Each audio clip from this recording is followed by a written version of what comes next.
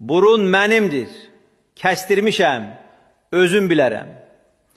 Hələ qarşıda bir neçə plastik cərrahiyyə əməliyyatı planım da var. Və mən sübut edəcəm ki, məni heç kim dayandıra bilməz.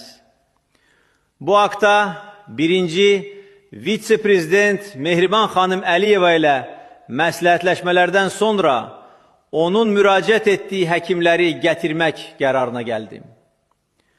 Azərbaycan xalqı, ola bilsin siz açsınız, uşağınız xəstədir, iş tapa bilmirsiniz. Amma inanın, bunlar mühüm deyil. Bu burun problemim çox ciddidir və mən bu problemimi uğurla həll etdiyimə görə çox sevinirəm. Üzdərim sallanırdı, onu kəstirib təzədən tikdirmişəm. Güzgü qabağında duranda indi elə sevinirəm ki, özümü 20 yaşında bir gənc kimi hiss edirəm. Siz də belə bir prezidentiniz olduğu üçün fəxr edin. Qalan problemlər çox da mühüm deyil.